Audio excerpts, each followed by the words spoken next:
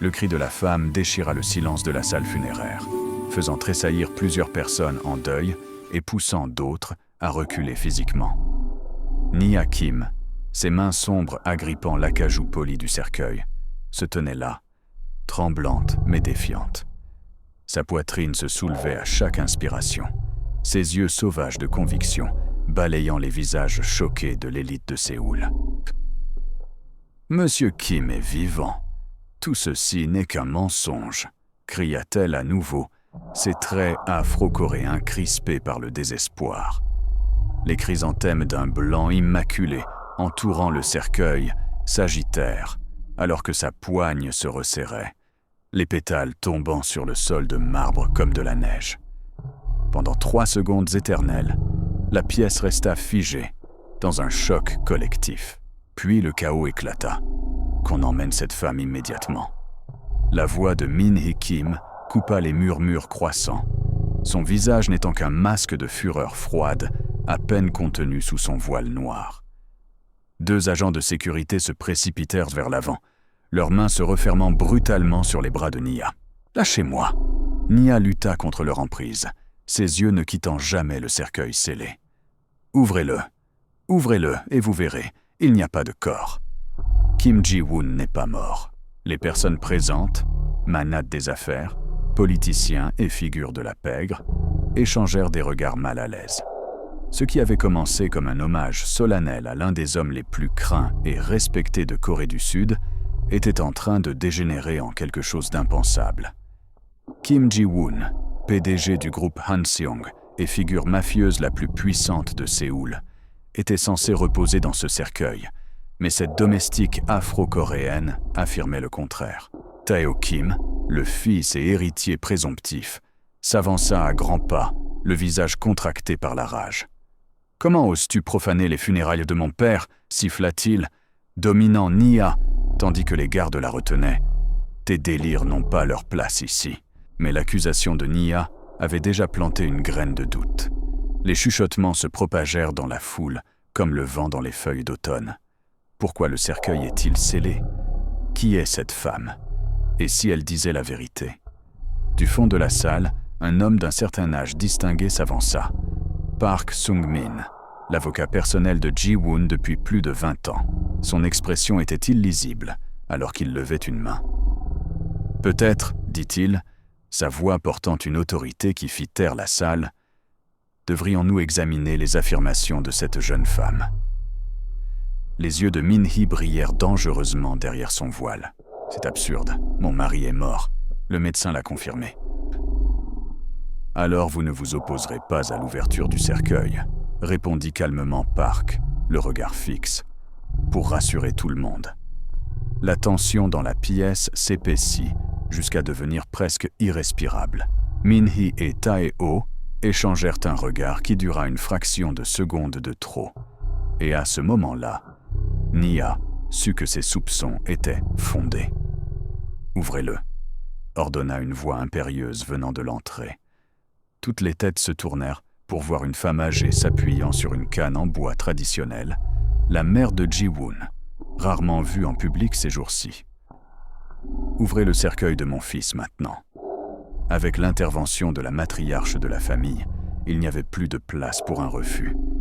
Alors que les employés des pompes funèbres s'avançaient avec hésitation vers le cercueil, les gardes de sécurité relâchèrent leur emprise sur Nia.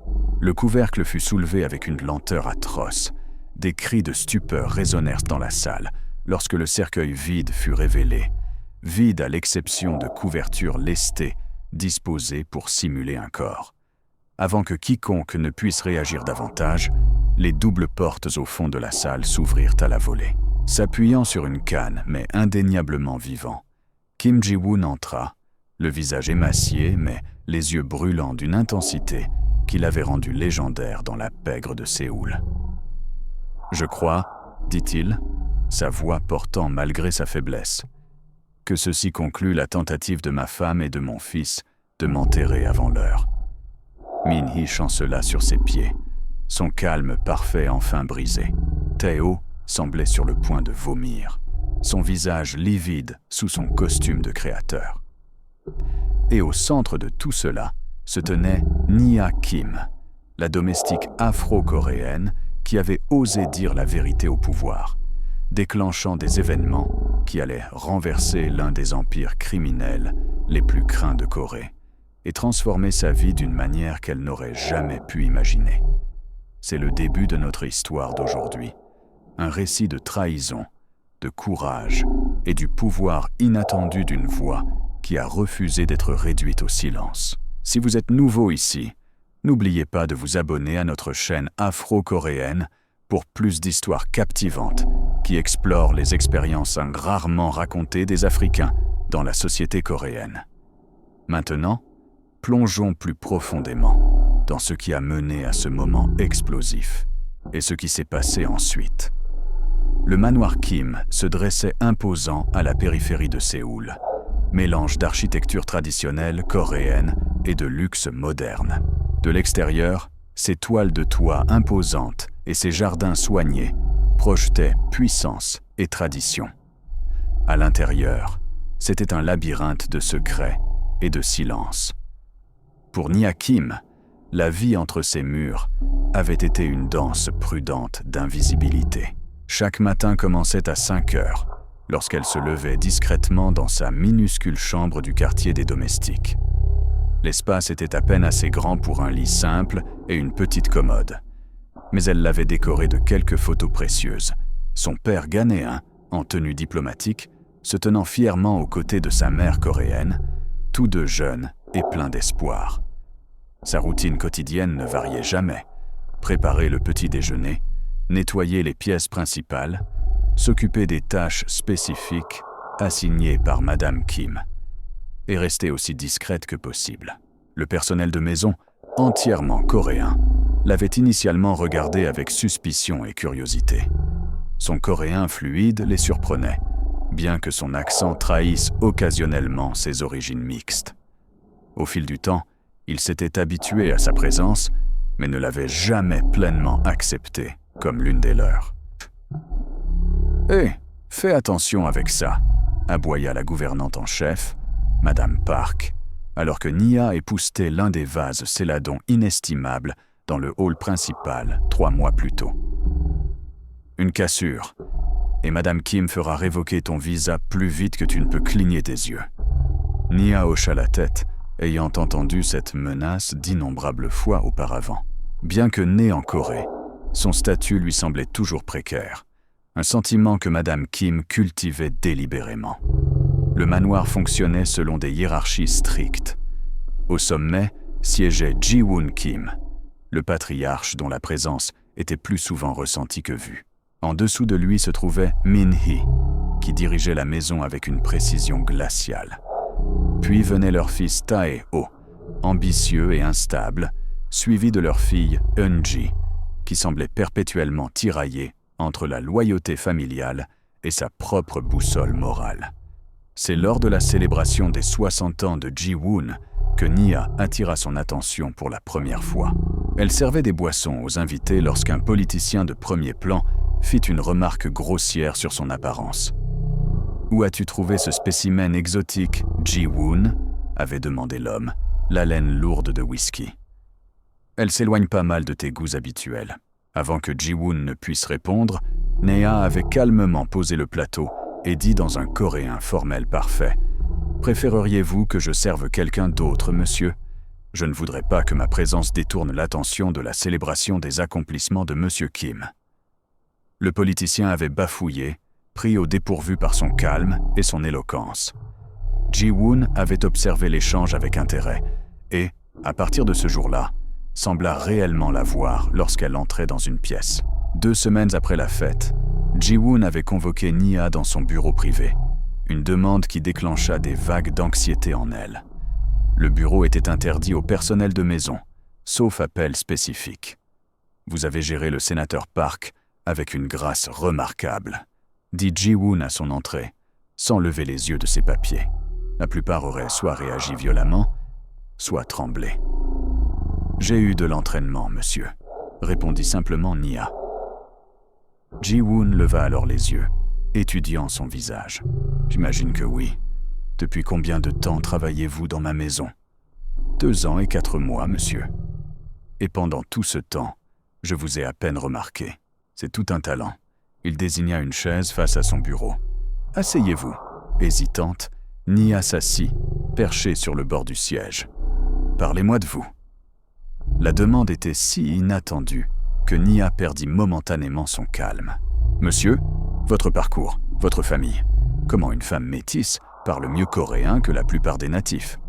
Nia partagea prudemment les bases. Son père diplomate, sa mère coréenne, qui était tombée amoureuse malgré la désapprobation de la société. Ses études à l'Université nationale de Séoul, avant que la mort de ses parents dans un accident de voiture ne la laisse sans soutien financier. Et avec un diplôme en commerce international, vous avez choisi d'être domestique ? Demanda Ji-woon, une curiosité sincère dans la voix. J'ai choisi de survivre, monsieur, répondit honnêtement Nia. En Corée, mes options étaient limitées par la façon dont les gens me voient, pas parce que je sais. Quelque chose dans sa réponse sembla résonner en Ji-woon. À partir de ce jour, il commença à demander sa présence plus souvent, pour lui servir son thé, ranger son bureau, et finalement, simplement pour discuter avec lui lorsque l'insomnie le tenait éveillé jusqu'aux premières heures du matin. C'est lors de ces conversations nocturnes que Nia commença à comprendre l'homme complexe derrière sa réputation redoutable. Ji-woon avait bâti son empire de rien, commençant comme un orphelin de rue pendant la guerre de Corée. Ses entreprises légitimes s'étendaient à la construction, au transport maritime et à la technologie. Mais les rumeurs sur ses liens avec le crime organisé n'étaient jamais loin de son succès. « As-tu peur de moi, Nia ?» demanda-t-il un soir, alors qu'elle disposait ses médicaments à côté de son thé. « Je respecte votre pouvoir, » répondit-elle prudemment. Ji-woon avait ri, un son rare et authentique. Une réponse diplomatique. Ton père serait fier. Mon père croyait qu'il fallait dire la vérité au pouvoir, monsieur. Mais il croyait aussi qu'il fallait choisir le bon moment pour le faire. Au fil des semaines, la santé de Ji-woon commença à se détériorer. Son insomnie s'aggrava, et Nia le trouvait souvent fixant la fenêtre de son bureau à 3 heures du matin, perdu dans ses pensées. « Ma femme a rencontré nos comptables à mon insu », confia-t-il un soir, la voix à peine au-dessus d'un murmure. 3 fois ce mois-ci. Nia resta silencieuse, sachant qu'il ne cherchait pas de réponse. « Et mon fils a fait la cour à mes rivaux commerciaux, organisant des dîners privés qu'il pense que j'ignore. » Ji-woon se tourna vers elle. « Sais-tu ce que cela signifie, Nia ? » « Cela pourrait signifier beaucoup de choses, monsieur. Cela signifie que les vautours tournoient, attendant que je meure. » Il ramassa un presse-papier en cristal, le tournant entre ses mains. Ils pensent donc que je suis aveugle à leurs ambitions. Nia avait été témoin d'assez de choses pour savoir qu'il n'était pas paranoïaque. Minnie avait effectivement rencontré des conseillers financiers à huis clos, et Tae-ho avait reçu plusieurs hommes d'affaires connus pour être des concurrents de son père. « Monsieur, si je peux me permettre. » Nia hésita, puis continua quand Ji-woon hocha la tête. « Au Ghana, le peuple de mon père a un dicton. Le lion ne se retourne pas quand un petit chien aboie. » Ji-woon étudia son visage. « Et qu'est-ce que cela signifie pour vous ? Cela signifie que parfois, feindre de ne pas remarquer vous donne l'avantage de la surprise. » Un lent sourire s'étira sur le visage de Ji-woon. « Vous êtes gâché en tant que domestique, Nia Kim. » La semaine suivante, tout changea. Lors d'un dîner d'affaires organisé au manoir, Ji-woon s'effondra. Le médecin de famille, le docteur Choi, fut appelé immédiatement et Ji-woon fut transporté d'urgence dans un hôpital privé. Nia observa de l'ombre Min-hee prendre le contrôle avec une efficacité alarmante. En quelques heures, elle avait contacté les membres du conseil d'administration de la société, rassuré les partenaires commerciaux clés et instruit le personnel sur un nouveau protocole. Personne ne devait parler à la presse ou répondre aux questions sur l'état de Ji-woon. « Il a fait un AVC », annonça Min-hee à la famille dans la salle d'attente de l'hôpital. Le docteur Choi dit que les prochaines 48 heures sont critiques. Tae-ho sortit immédiatement son téléphone. « Je vais appeler l'avocat Park. Nous devons nous assurer que les opérations commerciales se poursuivent, sans heurts. » « Je lui ai déjà parlé, » répondit froidement Min-hee. Conformément au plan d'urgence, j'assumerai temporairement la direction jusqu'à ce que votre père se rétablisse. Mais le conseil d'administration s'attend à ce que je... commença Tae-ho, le visage rouge de colère. Le conseil d'administration fera ce qu'on lui dit, le coupa Min-hee. C'est une affaire de famille. Eun-ji, qui était restée silencieuse jusque-là, finit par parler. Ne devrions-nous pas nous concentrer sur la santé de père plutôt que sur qui dirigera son entreprise? Min-hee et Tae-ho se tournèrent tous deux vers elle, avec la même expression de mépris. Ne sois pas naïve, trancha Tae-ho. Les affaires ne s'arrêteront pas parce qu'un homme tombe malade. Nia, qui les avait accompagnés à l'hôpital pour porter les effets personnels de Min-hee, gardait les yeux baissés, mais les oreilles attentives. La froideur avec laquelle il discutait de l'état de Ji-woon la glaçait. Il y avait du calcul, là où il aurait dû y avoir de l'inquiétude. Plus tard dans la nuit, alors que Nia apportait des vêtements de rechange à Min-hee à l'hôpital, elle surprit une conversation qui confirma ses pires soupçons. « Les comptes offshore sont prêts », disait doucement Min-hee dans son téléphone. « Une fois que nous aurons accès aux avoirs principaux, nous pourrons commencer les transferts. Tae-ho est impatient, mais il devra attendre que tout soit sécurisé. » Il y eut une pause alors que la personne à l'autre bout parlait. « Non, le docteur Choi m'assure qu'il ne reprendra pas connaissance.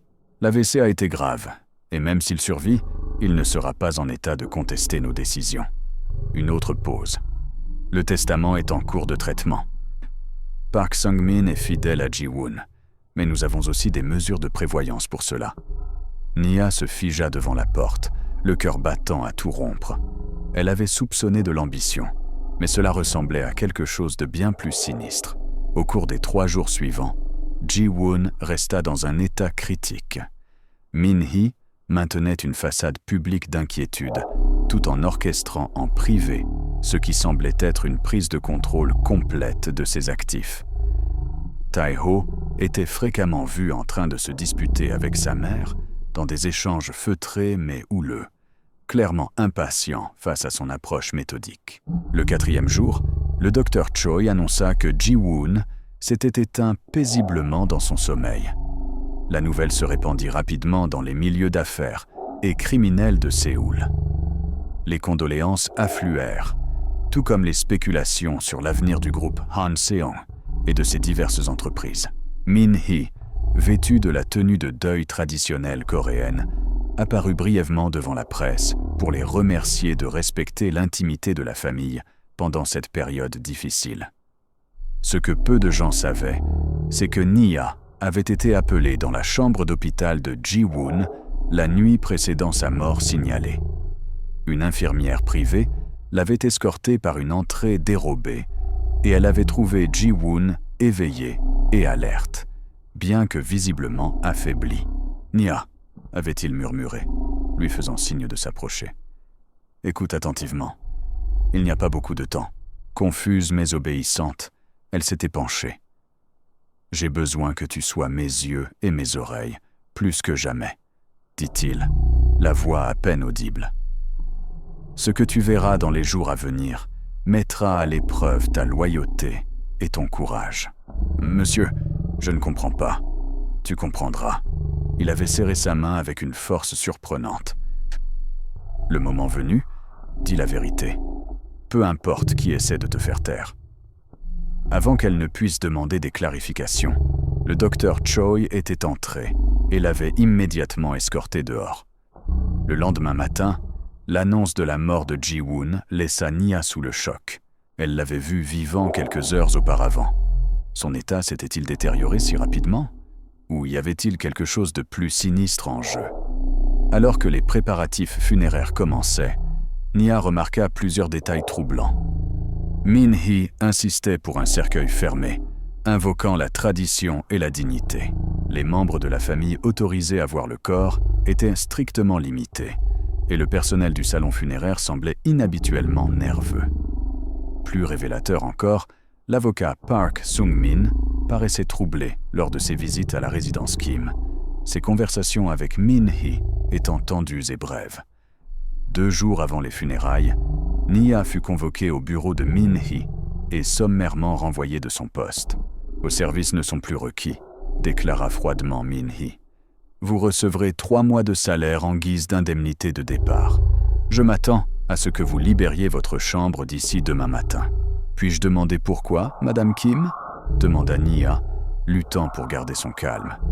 Mon mari avait peut-être une affection particulière pour vous, mais c'est moi qui dirige cette maison désormais. Je préfère un personnel qui comprend sa place. L'implication était claire. Nia en savait trop et était trop proche de Ji-woon pour qu'on lui fasse confiance. Cette nuit-là, alors que Nia emballait ses maigres possessions, on frappa doucement à sa porte. Elle ouvrit pour trouver Eun-ji, l'air anxieuse. « Puis-je entrer ?» demanda la jeune femme, jetant un coup d'œil nerveux dans le couloir. Une fois à l'intérieur, Eun-ji parla rapidement. « Je sais que ma mère vous a renvoyé et je ne peux pas changer cela. Mais je voulais vous donner ceci. » Elle tendit une enveloppe à Nia. « Ce n'est pas grand-chose, mais cela devrait vous aider jusqu'à ce que vous trouviez un autre poste. » Nia fut touchée par le geste, mais plus préoccupée par ce qui se passait. « Eun-ji, avant de partir, je dois vous demander quelque chose. La nuit précédant la mort supposée de votre père, je l'ai vu. Il était réveillé et lucide. Les yeux d'Eun-ji s'agrandirent. « C'est impossible. Le docteur Choi a dit qu'il n'avait jamais repris connaissance après l'AVC. Je sais ce que j'ai vu, » insista Nia. « Quelque chose ne va pas dans tout cela. » Eun-ji semblait tiraillé. « Nia, ma famille, il y a des choses que vous ne comprenez pas. Pour votre propre sécurité, s'il vous plaît, prenez l'argent et oubliez tout ce que vous pensez savoir. » Mais Nia ne pouvait pas oublier. En quittant le manoir Kim le lendemain matin, elle était certaine de 2 choses. Ji-woon était vivant et conscient la nuit précédant sa mort annoncée, et sa famille cachait quelque chose d'important. Au lieu de chercher un nouvel emploi, Nia utilisa ses économies pour louer une petite chambre près de l'hôpital où Ji-woon avait été soigné. Elle passa des journées à observer les allées et venues, notant que le docteur Choi continuait de s'y rendre régulièrement alors que son patient était censé être décédé. À la veille des funérailles, Nia reçut un SMS anonyme. « Demain, cherchez la vérité, pas les apparences. » Le message confirmait ses soupçons. Quelqu'un voulait qu'elle parle, et elle avait le sentiment profond que c'était Ji-woon lui-même.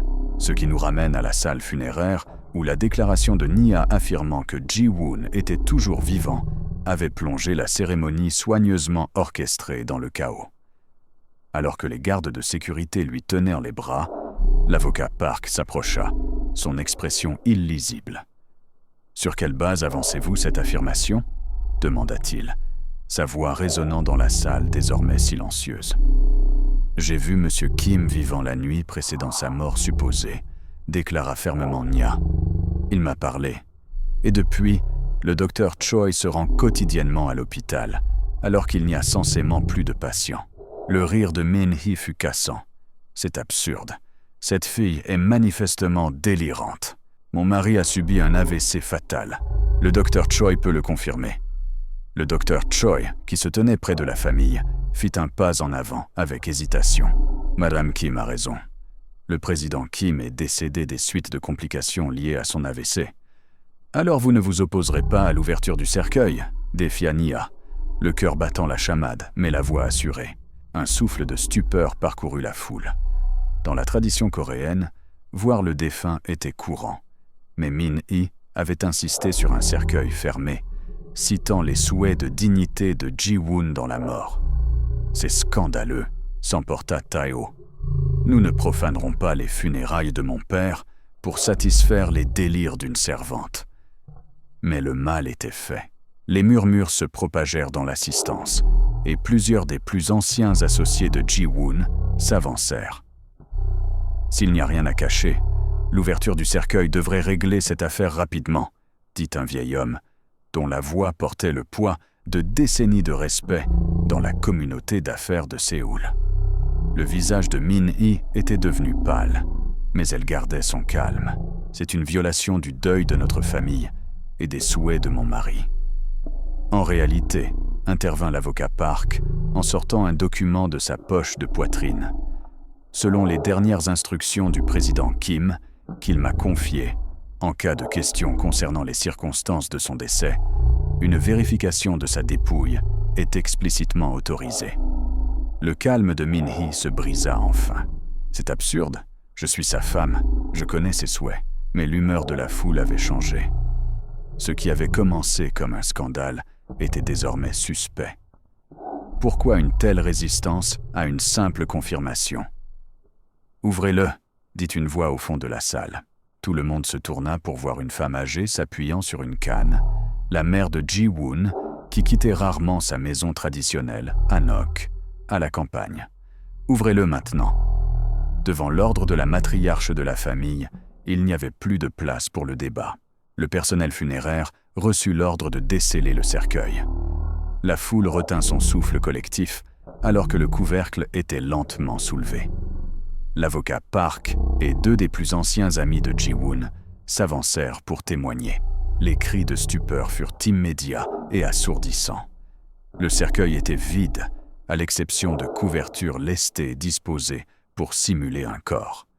Avant que quiconque ne puisse réagir, les portes au fond de la salle s'ouvrirent à la volée. S'appuyant sur une canne mais bel et bien vivant, Kim Ji-woon entra, flanqué de 2 hommes inconnus de la plupart des gens présents. « Je crois que ceci met fin à la mascarade, » dit-il, sa voix plus faible qu'auparavant, mais reconnaissable entre mille. Min-hee chancela sur ses pieds, le visage livide. Tae-ho semblait prêt à s'évanouir. Seule Eun-ji paraissait sincèrement folle de joie, brisant le protocole pour courir vers son père et l'embrasser. « Comment ?» parvint finalement à dire Min-hee, son monde soigneusement construit, s'effondrant sous ses yeux. « Pensais-tu vraiment que je ne remarquerais pas les réunions privées, les documents falsifiés, l'isolement progressif de mon propre conseil d'administration ?» demanda Ji-woon, se frayant lentement un chemin vers le devant de la salle. « J'ai survécu à bien pire que la trahison familiale, Min-hee. » Il se tourna pour s'adresser à la foule stupéfaite. « Je m'excuse pour la tromperie, mais elle était nécessaire pour révéler la vérité. Ma femme et mon fils ont systématiquement tenté de prendre le contrôle de mes entreprises et de mes actifs. Ils pensaient que ma maladie offrait l'opportunité parfaite. »« C'est un mensonge !» cria Tae-ho, mais sa protestation sonnait creux, même à ses propres oreilles. Ji-woon fit un signe de tête à l'avocat Park, qui produisit un dossier épais. « Nous avons des preuves documentées de signatures forgées, d'accès non autorisé au compte et de conversations enregistrées détaillant leurs plans. Tout cela a été vérifié et attesté par des parties indépendantes. » Les murmures dans la foule s'intensifièrent. Plusieurs personnes commencèrent à se diriger vers les sorties, ne voulant pas être associées à ce qui devenait manifestement un scandale majeur. « Tu as orchestré tout cela juste pour nous piéger ?» demanda Min-hee, sa voix mêlant incrédulité et une pointe d'admiration forcée. « Je n'ai rien orchestré », répondit calmement Ji-woon. « J'ai simplement créé les conditions pour que la vérité se révèle d'elle-même. Vous avez fait le reste. » Il se tourna vers Nia, qui se tenait toujours entre 2 gardes de sécurité. « Relâchez-la immédiatement », ordonna-t-il. Les gardes lâchèrent ses bras et reculèrent. « Nia Kim a vu ce que les autres ont choisi d'ignorer », continua Ji-woon. « Elle a parlé quand les autres sont restés silencieux. Pour ce courage, elle a ma gratitude éternelle. » Les événements qui suivirent ne se déroulèrent à une vitesse vertigineuse. La police arriva pour escorter Min-hee et Tae-ho pour interrogatoire concernant des crimes financiers et de conspiration. La plupart des invités des funérailles se dispersèrent rapidement, impatients de prendre leur distance avec le scandale. Seuls les associés les plus proches de Ji-woon et les membres de la famille restèrent. Si vous appréciez ce tournant dramatique, n'oubliez pas de cliquer sur le bouton « J'aime » et de vous abonner à notre chaîne pour plus d'histoires afro-coréennes captivantes comme celle-ci. Maintenant, continuons avec ce qui s'est passé après cette révélation choquante. Dans les jours qui suivirent le fiasco des funérailles, Séoul bourdonnait de rumeurs et de spéculations. L'histoire du cercueil vide et de la domestique qui avait exposé la vérité se répandit comme une traînée de poudre sur les réseaux sociaux et dans les journaux.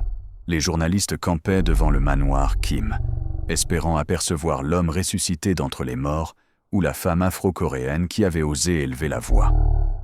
À l'intérieur du manoir, un autre genre de règlement de compte avait lieu. Ji-woon, encore affaibli par son véritable AVC, mais pleinement maître de ses facultés, s'était réinstallé dans ses appartements. L'avocat Park travaillait inlassablement à ses côtés, réparant les dommages que Min-hee et Tae-ho avaient tenté de causer pendant son absence.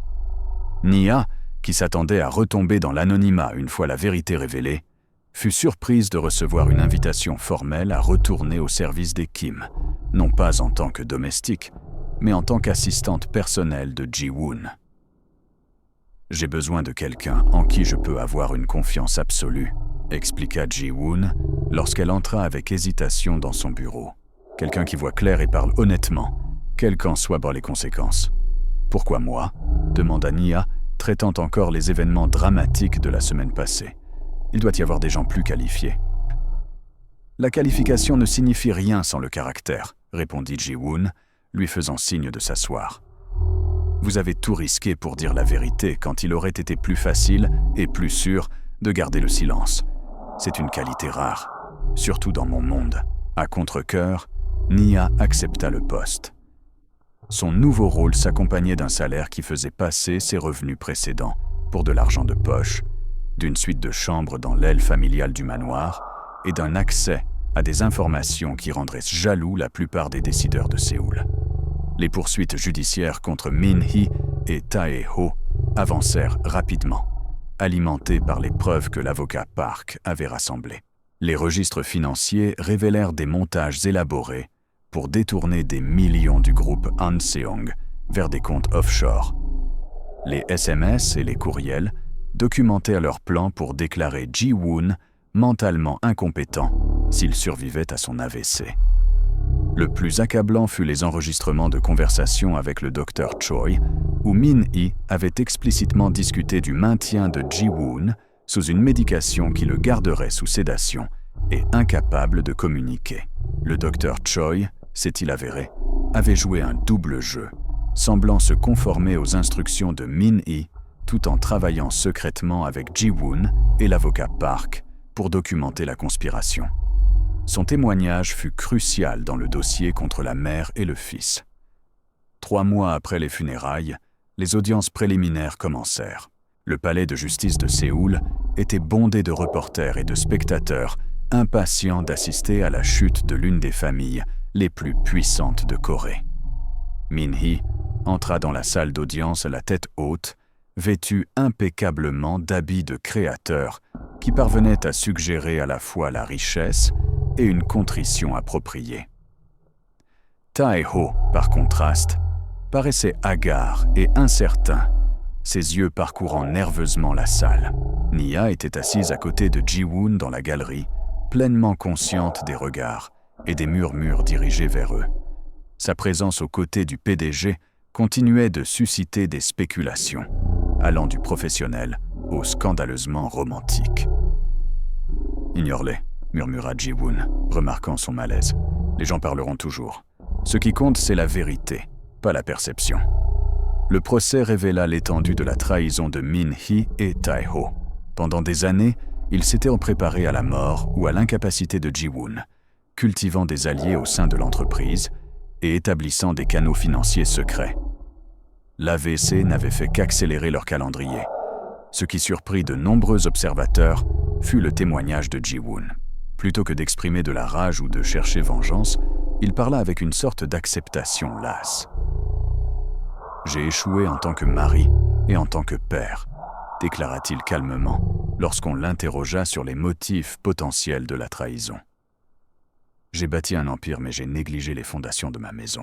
Dans ma quête de pouvoir, j'ai créé un environnement où la confiance est devenue une faiblesse et l'ambition la seule vertu. » La déclaration choqua la salle d'audience. Ce n'était pas une excuse pour les actions de Min-hee et Tae-ho, mais plutôt la reconnaissance de la culture toxique qu'il avait favorisée au sein de sa propre famille. Quand ce fut au tour de Nia de témoigner, elle parla simplement et directement de ce qu'elle avait observé dans la maison, des conversations qu'elle avait surprises et de son interaction avec Ji-woon la nuit précédant l'annonce de sa mort. Pourquoi avez-vous pris la parole lors des funérailles ? Demanda le procureur. Vous deviez connaître les risques. Nia jeta un bref regard à Ji-woon avant de répondre. Dans la culture de mon père, on croit que témoigner d'un tort et rester silencieux fait de vous un complice de ce tort. Je ne pouvais pas être complice de cette tromperie, quelles qu'en soient les conséquences. Lors du contre-interrogatoire, l'avocat de Min-hee tenta de dépeindre Nia comme une opportuniste, cherchant à améliorer sa position en s'attirant les faveurs de Ji-woon. N'est-il pas vrai que vous passiez des moments inhabituels seul avec le président Kim avant son AVC ? Demanda l'avocat, son insinuation étant claire. Je lui servais le thé et rangeais son bureau quand il travaillait tard, répondit Nia calmement. Nous discutions parfois. Il n'y avait rien d'inapproprié dans nos interactions. Pourtant, après avoir exposé la supposée conspiration de ma cliente, vous avez été promu de domestique à assistante personnelle, avec une augmentation substantielle de salaire et de statut.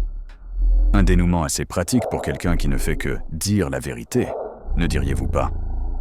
Avant que Nia ne puisse répondre, l'avocat de Ji-woon fit objection, et le juge la retint. À l'extérieur de la salle d'audience, les médias coréens avaient commencé à appeler Nia « celle qui dit la vérité », un surnom qui la rendait profondément mal à l'aise. Ce qu'elle avait fait ne lui semblait pas héroïque. Cela lui semblait simplement nécessaire. Pendant ce temps, la vie au manoir Kim avait changé radicalement.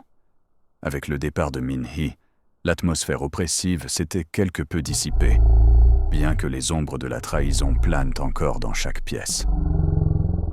Eun-ji, qui avait largement ignoré les manigances de sa mère et de son frère, luttait pour concilier son amour pour sa famille avec la vérité de leurs actes.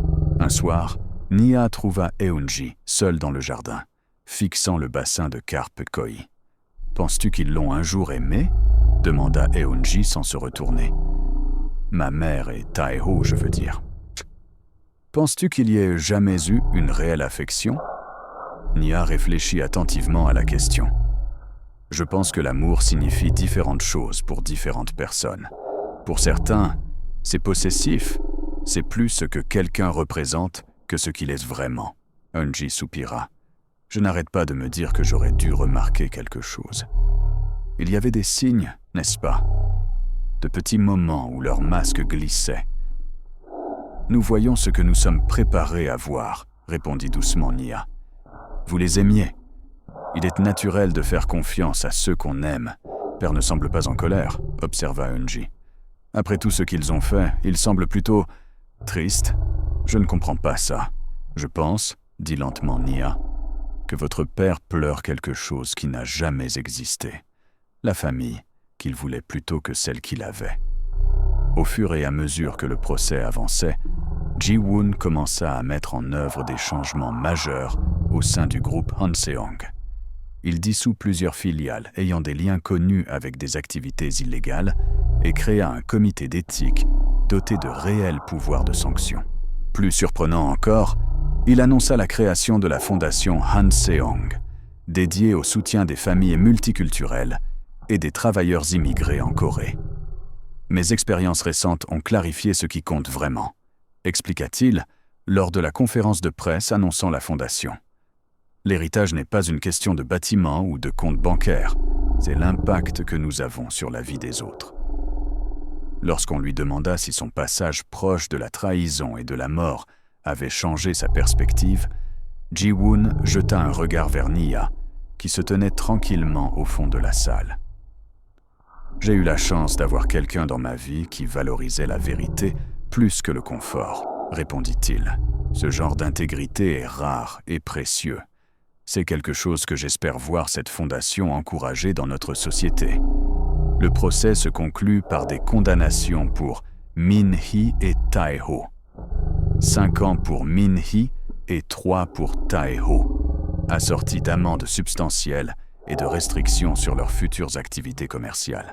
La peine fut jugée légère par beaucoup, reflet de la clémence inattendue de Ji-woon lors de son témoignage. La vengeance prolonge la souffrance, avait-il dit à la cour. La justice devrait y mettre fin. 6 mois après les funérailles, qui n'eurent jamais lieu, Ji-woon invita Nia à prendre le thé dans le pavillon du jardin, un endroit favori où ils avaient souvent discuté pendant ces crises d'insomnie nocturne. « Je quitte mon poste de PDG », annonça-t-il sans préambule. « Le conseil d'administration l'annoncera la semaine prochaine. » Nia ne put cacher sa surprise. « Êtes-vous sûr que c'est ce que vous voulez ?» Ji-woon hocha la tête, paraissant plus en paix qu'elle ne l'avait jamais vu. Pendant des décennies, j'ai cru que le pouvoir était la protection ultime. J'avais tort. Cela a fait de moi une cible, même pour mes proches. Il but une gorgée de thé avant de continuer. Je restructure tout. Les entreprises légitimes continueront sous une nouvelle direction. Les autres entreprises seront complètement démantelées. Et que ferez-vous ? Demanda Nia. Je me concentrerai sur la fondation. Et peut-être, ajouta-t-il avec un léger sourire, apprendrai-je à vivre plutôt qu'à simplement exister. Il étudia son visage un instant. Et vous, Nia ? Que voulez-vous pour votre avenir ? La question l'a pris au dépourvu. Pendant si longtemps, elle s'était concentrée sur la survie, sur la navigation dans une société qui la voyait souvent comme une étrangère. Qu'est-ce qu'elle voulait vraiment ? « Je veux faire une différence », finit-elle par dire. « Pour les gens comme moi, de s'en mêler, coincés entre deux cultures, souvent invisibles. Je veux les aider à être vus et entendus. » Ji-woon hocha la tête pensivement. La fondation a besoin d'un directeur, quelqu'un qui a de l'intégrité, de l'intelligence et une compréhension personnelle des défis auxquels font face les Coréens multiculturels. Considéreriez-vous de prendre le poste ? Nia le fixa, certaine d'avoir mal entendu. Moi ? Je n'ai pas l'expérience ou... L'expérience s'acquiert, l'interrompit Ji-woon. Le caractère se bâtit sur toute une vie. Vous en avez plus que la plupart des gens que j'ai rencontrés dans les affaires ou la politique. Et le scandale. Avoir une femme afro-coréenne sans qualification formelle à la tête de votre fondation ferait jaser. Le rire de Ji-woon fut authentique. Après un cercueil vide et une conspiration familiale, je pense que nous avons dépassé le stade de nous soucier des apparences conventionnelles, n'est-ce pas ? Si vous aimez cette histoire de courage et de transformation, s'il vous plaît, cliquez sur « J'aime » et abonnez-vous à notre chaîne afro-coréenne. Laissez un commentaire pour nous dire ce que vous pensez du parcours de Nia, de domestique à directrice de fondation potentielle. Maintenant, continuons avec les derniers chapitres de notre histoire. 1 an plus tard, la fondation Hanseong était devenue l'une des organisations caritatives les plus respectées de Corée. Sous la direction de Nia, elle avait mis en place des programmes de soutien à l'éducation multiculturelle, une aide juridique pour les travailleurs étrangers et des initiatives d'échange culturel. Le siège de la fondation, situé dans un hanok rénové du district de Bukchon à Séoul, était devenu un carrefour pour la communauté multiculturelle croissante de Corée. Ce matin-là, Nia examinait des candidatures pour le programme de bourse de la fondation lorsque son assistant annonça une visite inattendue. Min Kim, récemment libérée après avoir purgé 1 an de sa peine pour raison de santé, se tenait sur le pas de la porte. Elle paraissait plus mince et plus vieille, ses vêtements de créateur remplacés par un simple chemisier et un pantalon. Mais sa posture restait fière. « Madame Kim », dit Nia en se levant de son bureau. « C'est inattendu. »« Je n'en doute pas », répondit Min-hee, sa voix ayant perdu son ancien ton impérial. « Puis-je m'asseoir » Nia désigna une chaise, étudiant la femme qui avait autrefois exercé un tel pouvoir sur sa vie. « Comment puis-je vous aider » Min-hee prit un moment avant de parler. « Je suis venue parce que j'ai fini par comprendre quelque chose, » dit-elle enfin. « Sur la perception et la réalité. » Elle lissa un pli invisible sur son pantalon. En prison, personne ne se souciait de mon nom de famille ou de mes relations. Pour la première fois depuis des décennies, j'étais vue pour ce que je suis, pas pour ce que je représente. C'était éclairant. « J'imagine que cela doit l'être, » répondit Nia de manière neutre. « Vous avez vu Ji-woon pour ce qu'il était, » continua Min-hee. « Pas le PDG, pas la connexion mafieuse, pas le mari riche. Vous avez vu l'homme sous tout cela. C'est pour cela qu'il vous a fait confiance. » Nia resta silencieuse, incertaine de la direction que prenait cette conversation. « Je ne l'ai jamais fait, » admit Min-hee. « J'ai épousé le pouvoir, pas la personne. C'était peut-être ma plus grande erreur. » Elle fouilla dans son sac et en sortit une enveloppe.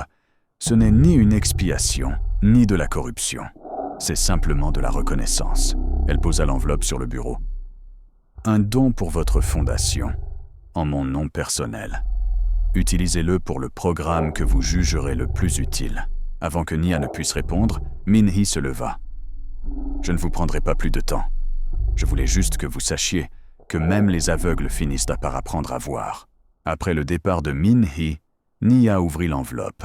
À l'intérieur se trouvait un chèque d'un montant substantiel, accompagné d'une note. Pour ceux qui ont besoin d'être vus et entendus. Min-hee Kim. Ce soir-là, Nia se rendit à la nouvelle demeure de Ji-woon, un modeste hanok à l'extérieur de Séoul, où il menait une vie plus simple que quiconque ne l'aurait imaginé, pour l'ancien PDG et figure de la pègre. Elle le trouva dans le jardin, s'occupant d'un petit potager. « Le jardinage vous va bien », observa-t-elle, souriant à la vue de l'ancien homme d'affaires agenouillé dans la terre. Ji-woon leva les yeux, lui rendant son sourire. « Il y a quelque chose de satisfaisant à créer la vie plutôt qu'à la contrôler. Qu'est-ce qui t'amène ici aujourd'hui ?» Nia lui raconta la visite de Min-hee et le don.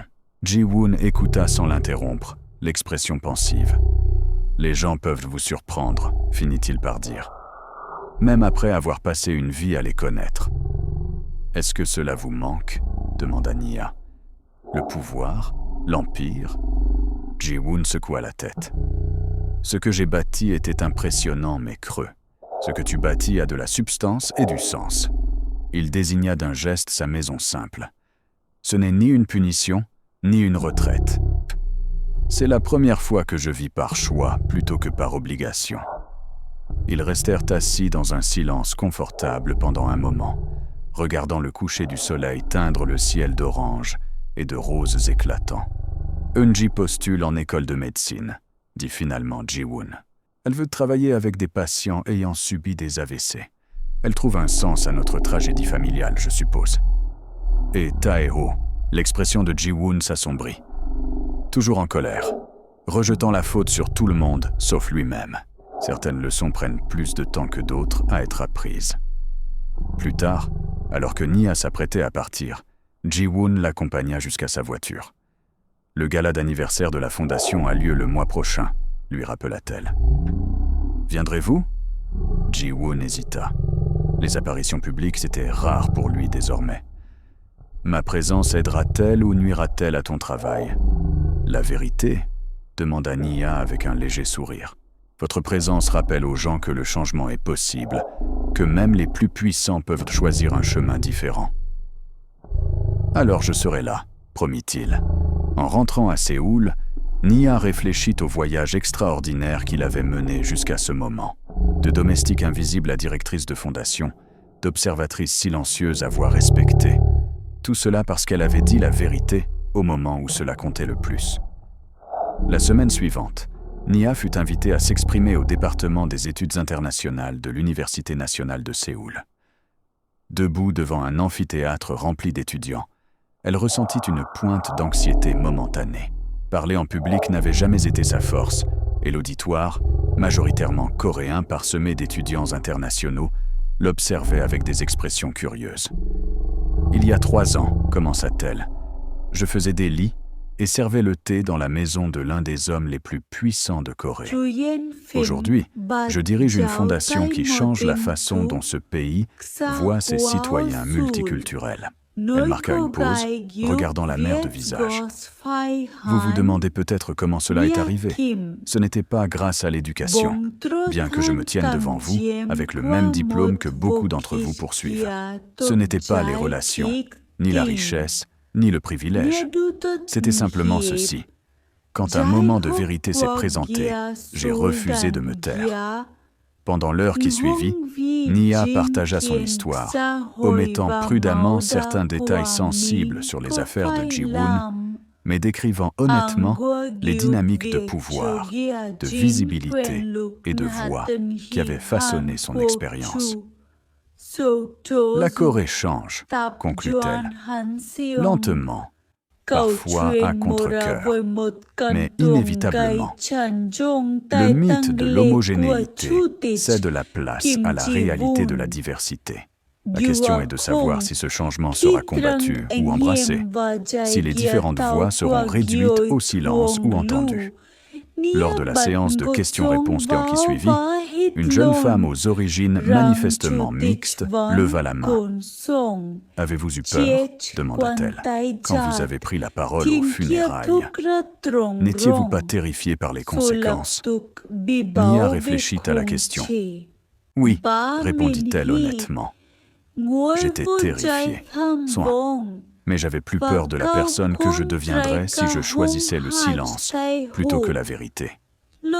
Parfois, le courage n'est pas l'absence de peur, c'est d'agir malgré sa peur. » Après la conférence, plusieurs étudiants s'approchèrent pour continuer la conversation. Parmi eux se trouvait un jeune homme qui se présenta sous le nom de Kim Jun-ho. « Mon père a travaillé pour le groupe Hanseong pendant 20 ans. » dit-il doucement. Il disait toujours qu'il y avait deux facettes chez le président Kim. L'homme d'affaires que tout le monde craignait et le leader qui n'oubliait jamais d'où il venait. Votre histoire confirme ce qu'il croyait. Votre père était perspicace, répondit Nia. Les gens sont rarement aussi simples que leur image publique le suggère. À l'approche du gala d'anniversaire, les préparatifs s'intensifièrent. L'événement devait présenter les accomplissements de la Fondation et annoncer de nouvelles initiatives pour l'année à venir. Des responsables gouvernementaux, des chefs d'entreprise et des figures culturelles avaient accepté l'invitation en faisant l'un des événements sociaux les plus attendus de Séoul. Le soir du gala, Nia se tenait nerveusement dans la zone de réception du Grand Hyatt, accueillant les invités à mesure qu'ils arrivaient.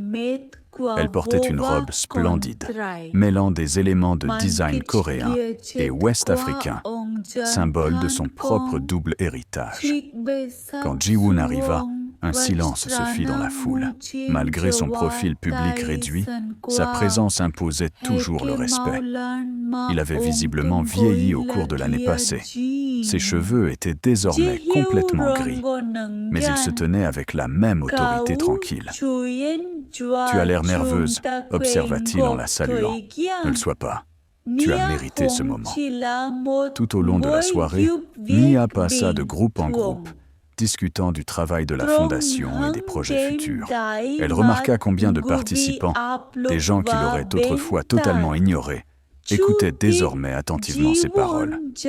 Pendant le dîner, l'avocat Park, qui était resté un allié fidèle, se pencha pour lui murmurer « Regardez tout le chemin parcouru depuis ses funérailles, du fond de la salle au centre de la scène. Ce n'est pas une question de moi, insista Nia. C'est le travail qui compte. » Park sourit d'un air entendu. Les meilleurs leaders disent toujours cela.